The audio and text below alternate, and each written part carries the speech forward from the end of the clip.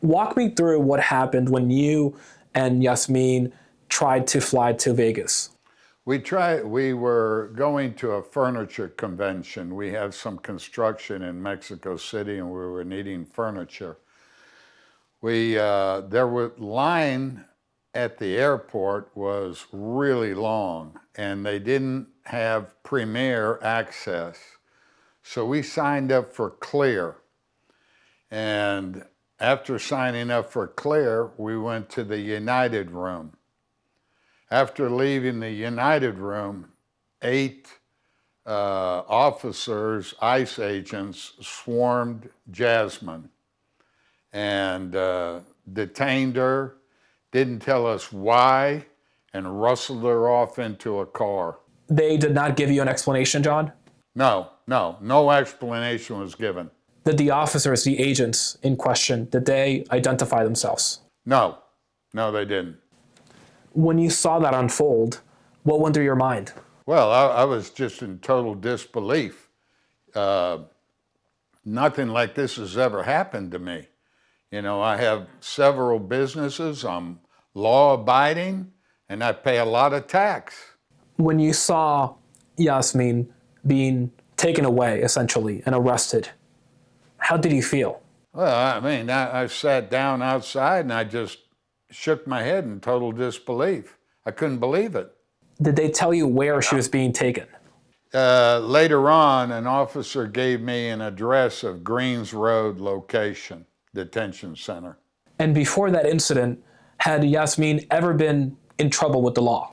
No, never. She has no criminal record? No criminal record, no. Why do you think then, John, that she was arrested? Well, they claim she overstayed her visa, but she filed an asylum visa, and all their filings were timely. Really had no reason to arrest her. She's been following the process. She was following the process to the letter of the law. I might also say it took them 10 days after that in which to file charges. We could not get any answers out of them. We had a court hearing. Our hearing was canceled because ICE had not filed any paperwork on her. If Yasmin does not have a criminal record, if she has a pending case like you mentioned, why would ICE arrest her then? I have no idea. Obviously, they just ignored it, you know? And that's the way they've been doing this whole thing. They do whatever they want and ignore the truth. Do you think, John, that this is all about meeting a certain arrest and deportation quota, if you will? I think it's about some kind of quota, and somebody's either making some money out of it or hitting the numbers that they need to hit. How does it make you feel, John, as somebody who is law-abiding?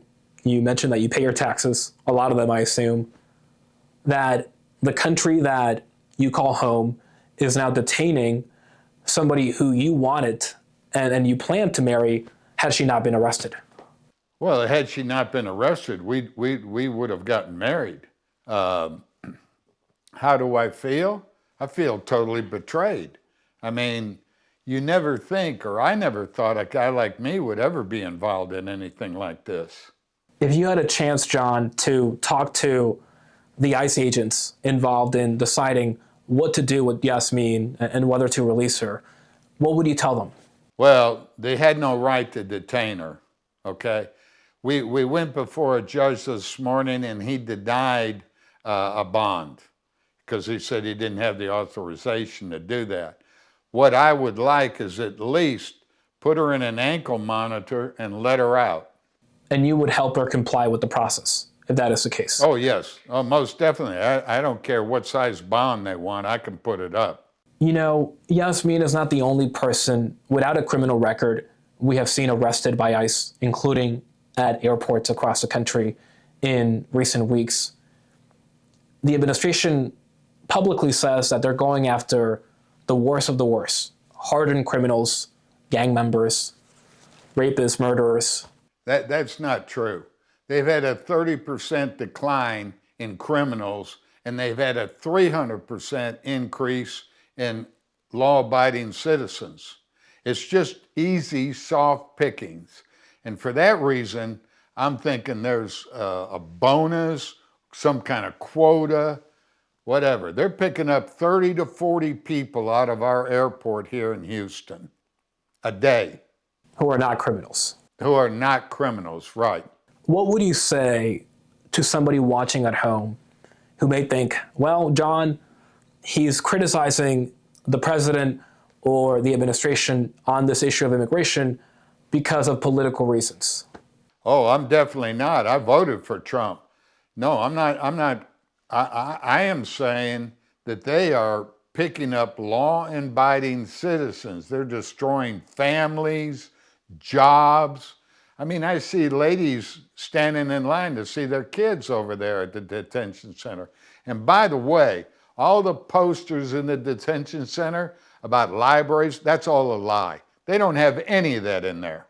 You underscored, John, that you voted for the president in the most recent election, I assume. Yeah, I wouldn't do that again. Not after this fiasco. This is like the Gestapo.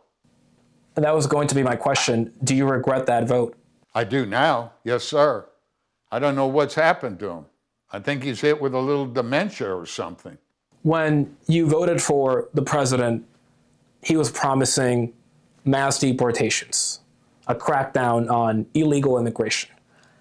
Some people may say this is what mass deportations look like. They're not law-abiding people. You know, let's go after the criminals. They're not going after the hard guys. That's too difficult. It's easier to pick them up at the airport. You know, it's like shooting fish in a barrel. Let's talk about Yasmin. Who is she as a person? What do you miss the most about her, John? Well, I don't want to start talking. I'm going to start crying. I miss her being around. You know, she's a very up person. You know, she has led me in the right way. She's focused me more on my religious path. I mean, Jasmine's good as gold. And I assume you miss her a lot. I miss her tremendously. Tremendously. Were you able to see Yasmin today, John? No, because they told us they allow 4 in there. We get there and they said, no, we only allow 2. So I let Jasmine's mom go in and a lady from the attorney's office. And hopefully I'll get to see her on FaceTime later on. I assume it must have been really difficult being there, but not being able to see her. Yes, sir. It sure was. What's the plan now, John? The plan now is to get her released on an ankle monitor. I have Senator Ted Cruz's office is helping a hand on that situation. My Congressman Randy Weber is helping on getting her on an ankle monitor. And if that doesn't work, then we'll go to deportation and I'll visit her in Spain, bring her back to Mexico. But I assume you hope that is the worst case scenario. That's the worst case scenario. But she is hating where she is. She's in a cell with 60 to 80 ladies in one room. Tell me more about what she has told you about the conditions inside. The conditions are horrible. They got, one little iPad floating around, and you got little gang groups in there that'll hold the tablets so she can't call out. No, and she's a blue lady, that low-level security. Well, she got a lot of orange in there, too. Those are high-level security people. What has been the most difficult part of this entire process for you, John? The most difficult thing is getting your hopes up and getting your hopes dropped like a rock. We have hopes on a judge, and that doesn't take place. They need documentation. It's just a horrible situation. Listen, ICE is not accountable to anybody. They can say what they want. They can fill out the documents that aren't true. They can do anything they want. Seriously, it reminds me of a Gestapo system. I would never have thought the United States would act this way. And this is not what you voted for. No, sir. That's not what I voted for. It's not what I believe. Not what I believe the American system should be. It's really difficult, huh? Yep. Yep. Have you ever in your life gone through something like this? No, sir. No, sir. No, I was put in jail one time when I was 18 for drag racing on a highway, but that's it. And now I'm 75. I got a letter from my doctor. I have macular degeneration in both eyes. I get a shot every month. And my doctor advises me not to drive. Jasmine was my driver. She drove me to the office, to wherever I needed to go. Now I don't have that. Tell us about the work that you do and the work that you've done in Texas for some time now. No, listen, I have like 1,100 billboard faces. I'm pretty good size. I'm in Texas, a little bit New Mexico, and Louisiana. I have a hotel, a restaurant, a big event center in Mexico, San Miguel Allende. And so I'm down there quite a bit. I have a ranch. I have a pretty good sized ranch. And, I have exotics, I have pivot systems, and I have 500 mama cows. So you have the means to care for Yasmin and make sure she complies with the process. Yeah. Shoot, I got the means. I got a pretty substantial financial statement. Yeah. There ain't no bond too big that I can't put up. I asked you before, John, what you would say to ICE regarding Yasmin's situation. But if you had a chance to talk to President Trump, for example, directly about Yasmin, what would you tell him? I'd say, what are you doing? You make a promise to people and you take the easy way out. Go after the criminals. We're all for that.